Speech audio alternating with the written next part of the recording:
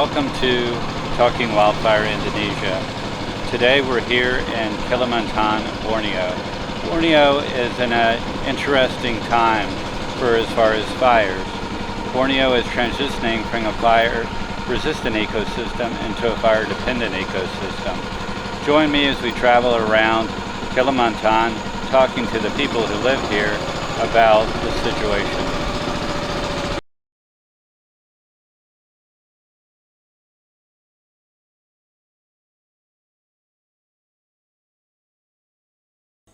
Hi and welcome. Today we're here talking about Dayaks and land use and fire. And I have somebody really interesting I would like to introduce you to. He's lived here for a really long time and he really knows the situation. Can you tell us about your background, who you are, and what you know about fire? Hey, good morning, Michael. Good morning to the audience. My name is Thomas Bronnimann. I'm initially from Switzerland and living here in central Kalimantan since 27 years. And we have a small timber business, we have a guest house, and we try to do eco-visata, so ecologically based tourism activities. And we also have a social foundation to do the social work. Our hard work, which means we would like to support the local Dayak communities in order to get more and more recognized by the public, by the government, by the society, and also to help them to find ways to survive in a quickly changing world. And therefore, we can maybe, in relation with forest fires and what could we do to help the communities and the government and all the society here to overcome this big issue of fires, forest fires. It's maybe good to understand a little bit about the background of the Dayak people maintaining and handling fire. Great, thank you. Because they are masters in handling fire. For example, the traditional shifting cultivation system, slash and burn, also so-called slash and burn system, is the most common traditional agricultural system way to do agriculture here in the tropics. And therefore you have to slash and to burn. So you have to work with fire. Fire is a part of the daily activities. And to survive, to get your crop, to get your food on the table. And therefore the Dayak communities developed a kind of mastering fire in a very exceptional way, which is like, for example, they slash down a piece of forest in order to make a crop there, to plant rice or cassava or whatever kind of crops they have, mostly mixed crop, and therefore they have to clean the land. The expression of cleaning will also have a relation to problems we face now in the cities and here around, but that we are focusing later on. They clean the land, the forest, and they burn it. So they keep a strip of approximately 10 meters all around their field, very clean, without branches, leaves, timber, which can burn, in order to prevent the fire can catch over to the intact forest, which is owned by neighbors normally. And if they burn down a piece of forest from neighbors, they can even lose, based on the traditional law, they can even lose their own rights on their own land in order to replace the damage they did on neighbors' land. Therefore, they have to prevent fires catching over to the neighbor's land, getting out of control. And so far in 27 years, I hardly have seen any slash and burn process getting out of control. They always control it. One very important part is the wind, so they have to get the right wind in order to have the wind blowing towards the river and not towards the forest all around. So this is one guarantee actually also.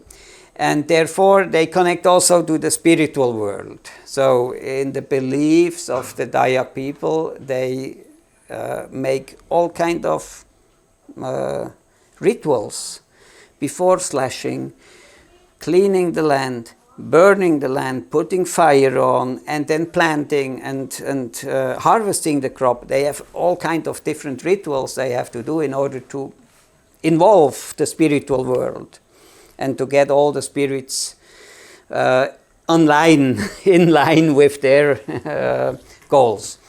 Okay, this is the spiritual thing is another thing, but they always call the wind.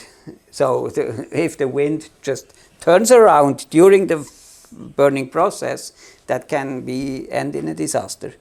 So they have to get the wind in the right direction to burn down their fields. So they use the spirits to call the wind to direct the fire. Yeah. In their belief, they believe that the spirits are causing the direction of the wind and not meteorological aspects maybe. But they also clean around the fire? Yeah.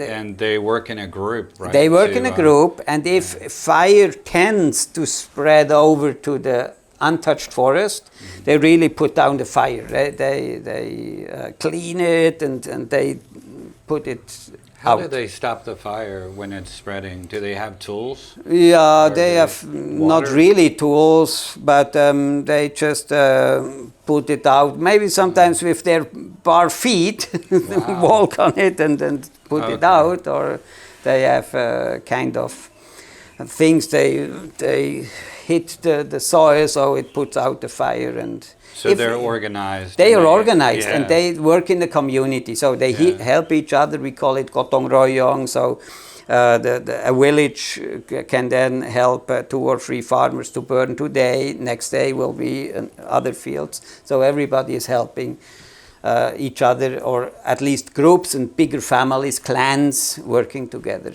At least. Yeah. So they understand fire. They understand fire. Yeah. And they're the masters in doing it. Fire is one of those elements very basic to their survival. They can only survive with fire. With the Dayak people. The Dayak people can only survive with fire because they need slash and burn in order to plant crops and to harvest and to get food on their table. Wow, so fire is really an integral part of their life and their being. An integrated part of their being, yeah. Wow. And they do every day. They make fires. They cook on fire. Everything is done on fire. Yeah. So if the Dayak people are so connected to fire, what has changed? Why is the situation here? Why is there fires now so much in the dry season? So, okay, basically, one of the major problems I see in those days here is the relation between the traditional law with the use of fire. Traditional law says you can make a claim on land if you can prove that nobody else has used this land to build crops or planting or building something on it. So that's a way to claim land here. So you can go into the forest, put 4 poles in and say, okay, the land between those poles is mine. And the community gonna accept this claim as long nobody else has interferes and says, oh, no, my grandpa already worked on this land. Then it's a dispute, have to be cleared in ahead. Okay, but so this is the basic way to claim land. Now what happens here around urban environment in the cities, in the flatlands of Kalimantan with those peat forests, vast peat forests. 20, 25, 30 years ago, there have been no roads here. I started 27 years ago, and there haven't been roads at all. We were traveling on the river only. But medium and high level officials already knew the master plans of the government. That means they already knew there will be one day there will be a road from A to B, to east, to north, to south, to west. Right away there haven't been roads at all. It was just forest. Those peat forests, some of them even untouched. So they started claiming land in the middle of nowhere. And in order to maintain their claims based on the traditional understanding, they put some poles in and said, this is my land, and in order to maintain this claim, you have to burn it every year. So you cannot build anything, you cannot plant anything on this, because first, it's not really fertile soil, and second, it's far outside of everything.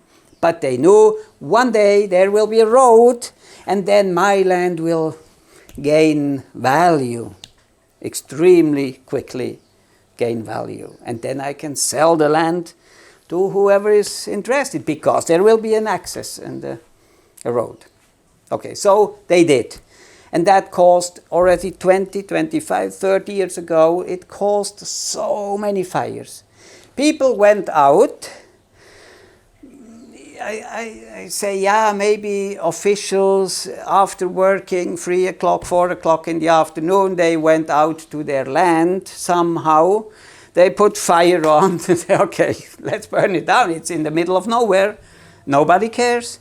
So they didn't control it. They didn't control it. They just spread the fire. Wow. Okay. And that caused those immense forest fires.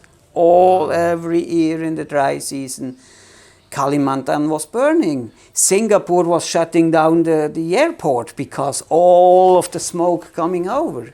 So that's 2015, 2019, and 1997. Yeah, we have been here in 1996 in the very beginning, but that time it was already crazy. 1997 was one of the most awful years with forest fires. Then this 1 million hectare project from former President Suharto came, added even more fires, because they burned 1 million hectare really by purpose. Mega rice fields, the 1 million hectare project in between Kapuas and Parito River. Wow. Which caused immense damage on the forest. But okay, that was one specific. But basically, the main problem was also, and especially here around Palangkaraya city, is to maintain claims. So the traditional law says, okay, you put poles into this forest. If there is no dispute, you can claim it, but you have to maintain it. If you don't do it anything, those poles gonna rot. They're gonna disappear. They're gonna be stolen. You can make a name plate on it, but it will be gone after a couple of years, and nobody knows that it is your land and your claim. But unless you burn it every year, you burn it and burn it and burn it, even if you don't plant crops, you still can maintain your right on your land. And one day later, 20 years later, maybe the road will be constructed, and suddenly this land will really be very expensive. Wow, so it's a complex problem. It's not necessarily the Dayak traditional slash and burn culture. It's other factors that are playing into what's happening. I mean, there are many factors, but this was, according to my opinion, one of the major factors in the very beginning. Nowadays, okay, we have all those roads. The master plan is done. Everybody can see how it develops, where we develop more traditional or new villages, new areas of development. But in the very beginning, this was one of the major causes, in my opinion. But okay, yet the feeling of the Dayak people that they can maintain the fire is still present, and firing is a part of their daily life. So we have other side effects, let's say side effects of those this tradition of making fires. So as soon as it's not raining for 1 or 2 days, normally everybody here around is going out to the roads all around their plots, putting all the rubbish together and put it on fire. It's a kind of cleaning up everything. So that causes a lot of bad smelling fires all around the neighborhood every afternoon. It's a kind of hobby. It's a kind of hobby of the locals. And they don't realize that nowadays they burn plastic instead of dry leaves and branches. And plastic and rubbish is just causing new problems in Does the the air. fires spread? Do they? No, normally not. So those fires are different. They're more of They're, like they're trash more fires. very local fires, but you can smell them in the afternoon. If you ask people then, why are you making those? To prevent mosquitoes. Sometimes it's even this excuse, a kind of, then we have less mosquitoes. Yes, that may be a side effect, but also our nose, our well-being as neighbors is disturbed. What do you think could stop or help with the fires themselves, the bigger fires? Yeah, the bigger fires. One point could really be an incentive that to change the traditional law in order to, you can maintain your claim on a land by planting trees, for example, not by burning. Burning will still be maybe a part of the process to clean the land in order to prepare the land to plant crops or trees, especially fast-growing species which are all over available now, and we have the knowledge about how we can plant trees. But as soon as maybe the traditional law, and this is something the Dayak community can do itself, from inside out, bottom up, not top down by the government, a new rule, new law, blah, blah, blah, blah, blah, but bottom up.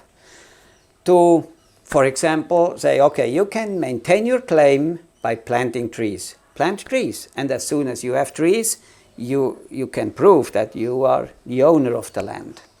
For example, or building a house, yes, okay, for sure. But in the first step, maybe planting trees, because trees are growing. You don't have to pay anything for them to grow. And within 7 years, 10 years, 15 years, you can earn something. You can cut these trees down, you can sell them, and you can build something on the land, something new on the land. So it's in your proper interest to plant something, which would help to grow forests all around. Yeah, even planted forests, even kind of plantations, small plantations. And even I think the banks could support this system as well. For example, there are huge funds in the government, the Reforestation Funds. And now these funds are often misused. 96, 97, 98, Suharto built his mega rice project, 1 million hectare rice fields, based on the reforestation funds of billions and billions of dollars, reforestation funds laying in the bank. And he used the reforestation funds to cut down the forest and to burn everything. That was crazy. So, okay, still today every timber company extracting wood is paying reforestation funds, about $25 per cubic meter wood. So, there are funds available. And there are huge, really huge dimensions of funds available in the government for reforestation, especially focused to reforestation. So why couldn't it be possible that the government is giving big loans to the banks, local banks here, and they can give projects or offer projects to private owners, landowners with maybe half a hectare or 1 hectare of land, or even 10 hectares, who knows, or 50 hectares, from micro to small to medium size landowners who can then apply in their own private local bank here for a fund to reforestation. So they get funds, a starting capital to clean the land and to plant seedlings and to maintain those for the first couple of years. You have to do some maintenance on those young plants. And the rules could be like, okay, after you guarantee that you keep those land pieces for 15 years from fire. It's the owner's responsibility to keep it from fire.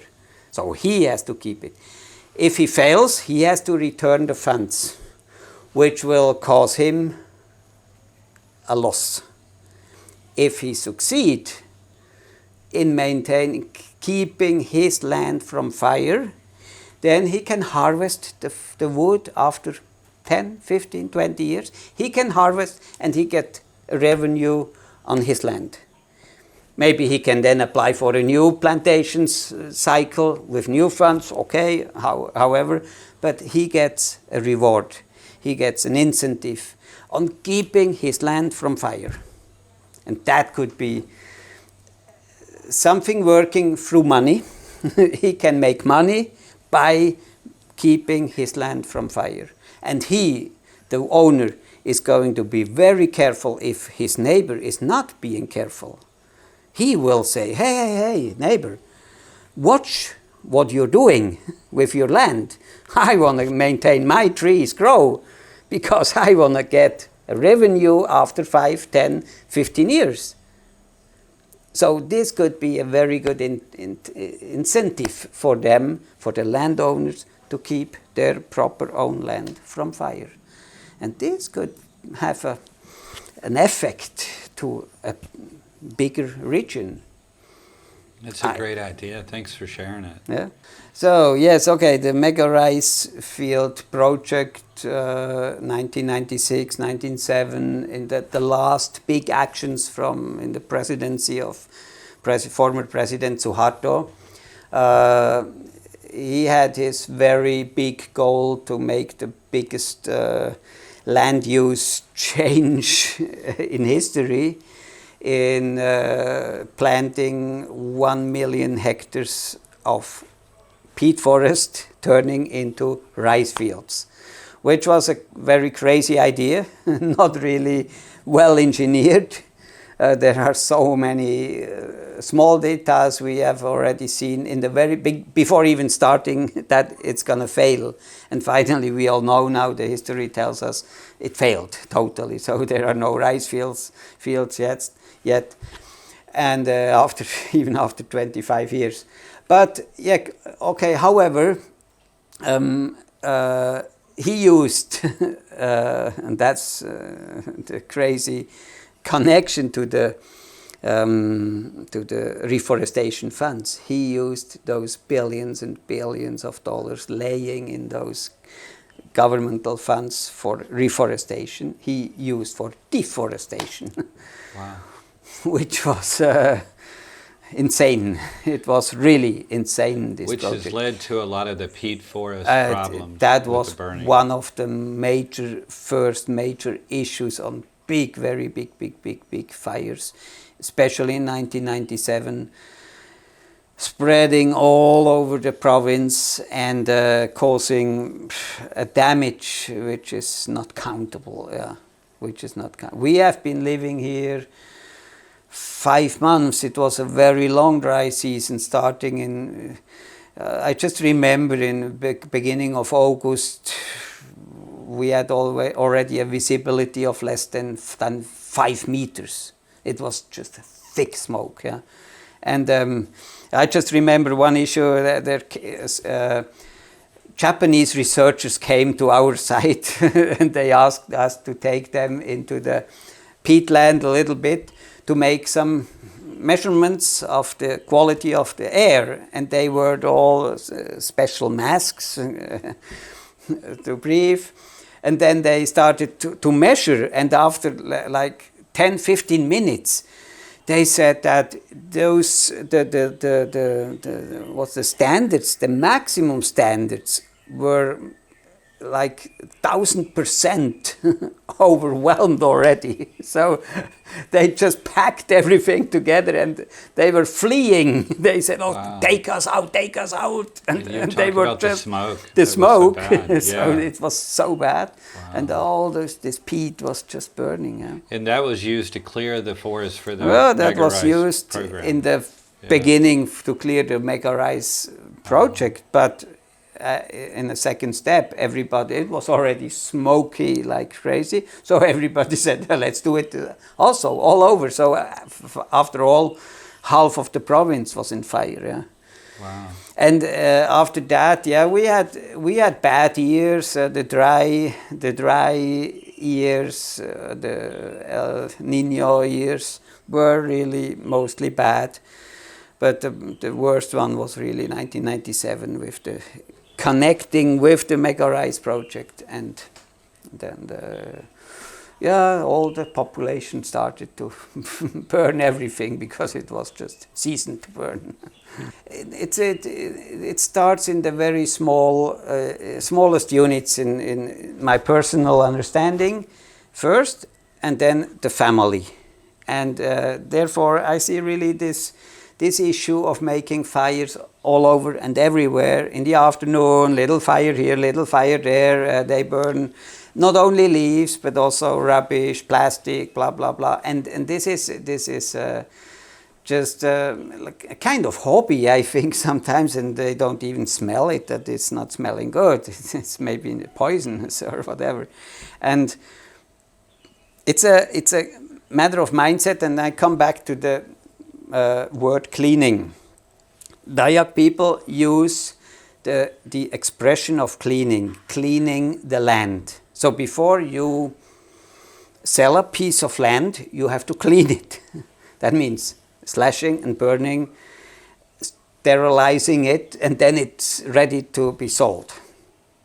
And cleaning means you clean something which is unclean. In a let's say from the language use, clean, unclean. So a piece of forest in their proper understanding nowadays is unclean. Trees are dangerous. Trees can fall to a house. Trees can cause problems. And this is often kind of, even here in the city, we have nice trees, we have still lots of pieces of land with small trees, bigger trees on it, but it feels better if it's clean. Wow, so Dayaks see the forest as unclean. Yes. And their fields as clean. We have to distinguish between the really traditional Dayaks living interior, still living on their in their traditional setting, then the forests are not unclean. They are the source of life. Their home. Their home. Yeah. They give food. They give. They collect. They collect mushrooms. They collect fruits and leaves and whatever. They collect a lot and they live out of the forest. So it's not unclean in their understanding. But the modern Dayaks living in a developed world, in the city, in